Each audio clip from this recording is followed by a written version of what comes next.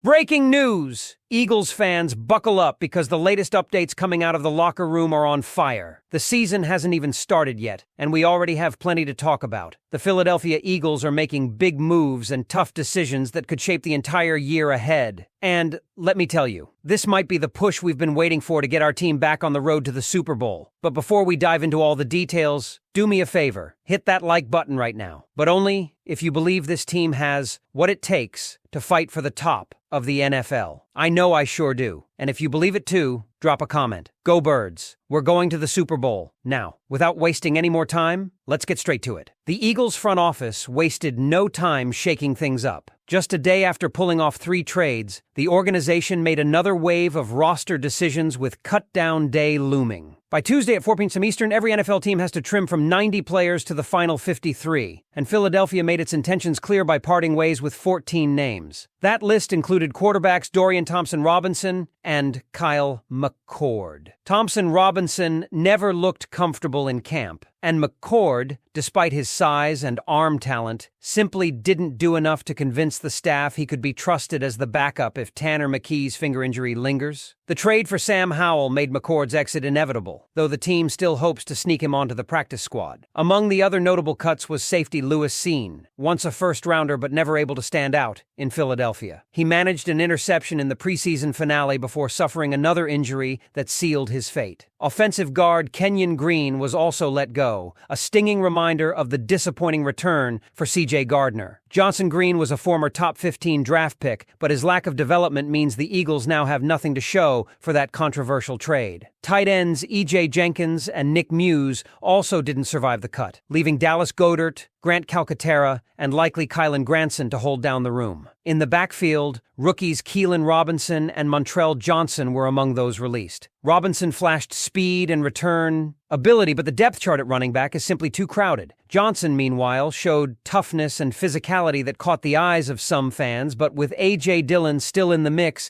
and roster gymnastics likely, the staff decided to move on for now. It wouldn't be shocking if Johnson returns to the practice squad, given how highly they seem to value his style of play. Another running back, Shandarek Powell, was also cut despite his electrifying touchdown run early in preseason. It appeared the Eagles deliberately limited his opportunities after that, perhaps hoping to stash him away quietly before bringing him back to develop further. The cornerback situation also brought surprises. Eli Ricks, once a promising prospect, is out after an uninspiring preseason. His struggles in coverage and tackling outweighed the flashes of ball skills he showed as a rookie. With the battle for CB2 still unsettled, players like Jacorian Bennett, Keely Ringo, Adoree Jackson, Quinn Mitchell, and Cooper DeJean are all pushing to secure a role, leaving Ricks on the outside looking in. Depth elsewhere took a hit as well, with safety Maxon Hook, wideouts Teresh Marshall and Elijah Cooks, safety Andre Sam, cornerback A.J. Woods, and edge rusher Ashawn Mathis all waived. Cooks in particular had impressed early in camp before an injury derailed his momentum, opening the door for others like Darius Cooper and trade acquisition John Mechie to leapfrog him. On the flip side, the 3 incoming players via trade now loom large. Sam Howell arrives with significant starting experience and nearly 4,000 passing yards from his time in Washington,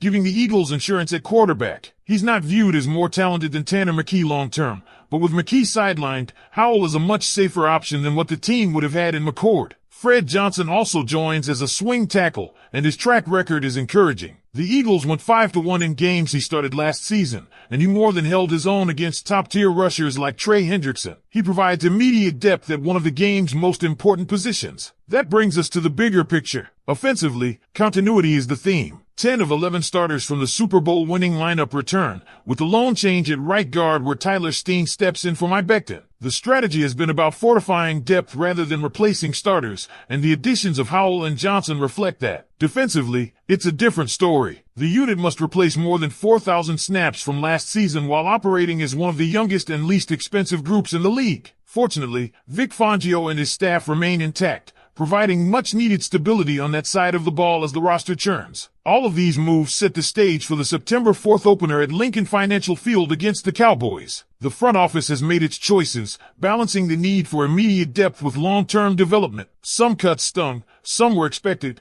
and others left fans debating whether the Eagles might regret letting certain players walk. But as always, this is a team that looks to stay ahead of the curve, not simply react. Tomorrow's cut-down deadline is always one of the most dramatic points in the NFL calendar, and for the Eagles, the ripple effects of today's moves extend beyond just who made it and who didn't. Depth, versatility, and long-term potential weigh heavily in these decisions. A name like A.J. Dillon, for example, still hangs in the balance. Despite his size and ability to grind out tough yards, he's not guaranteed a spot on the 53. Philadelphia could very well employ roster maneuvering, waiving him, stashing him on the practice squad, then elevating him on game days. It's a reminder that the initial roster is just the first draft of what the team will look like when the season truly begins. The philosophy is clear. Protect cornerstone starters, strengthen critical depth positions, and leave flexibility for future opportunities. That's why the team is closely monitoring players let go by other organizations, especially those with Philadelphia ties. Former Eagles like Zach Pascal, Mario Goodrich, and Quan Wallace are suddenly free agents again. Pascal, in particular, stands out as a possible reunion candidate. He played a meaningful role as a starter in the 2022 Super Bowl run,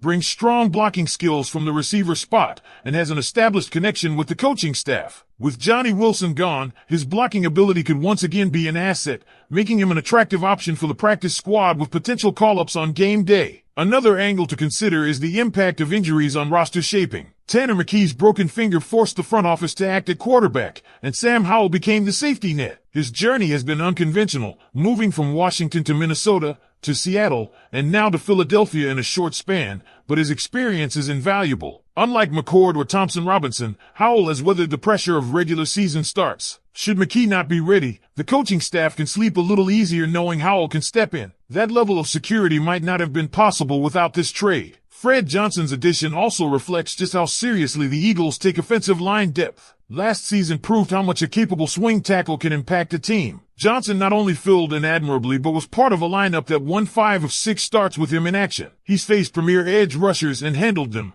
and his knowledge of the system makes his reintegration seamless. With an offensive line anchored by stalwarts like Lane Johnson and Jordan Mailata, the presence of a reliable backup like Fred Johnson ensures that one injury won't completely derail protection for Jalen Hurts. On defense, Fangio's unit will be tested by both youth and turnover. Losing over 4,000 defensive snaps from last year means opportunities for fresh faces, but it also leaves questions about leadership and consistency. The good news is that the defensive staff remains intact, giving players a steady system to grow into. The challenge will be balancing the raw energy of younger defenders with the need for poise in high-pressure moments, especially in a division opener against Dallas. How quickly players like Jacorian Bennett, Keely Ringo, and Quinn Mitchell rise to the challenge could define the early part of the season. Even among those cut, certain players left an impression. Montrell Johnson showed a punishing running style that some fans believe outshines Dillon. Sean Derek Powell flashed electric playmaking ability with his preseason touchdown, and his limited reps afterward suggested the team was hoping to hide him. Andre Sam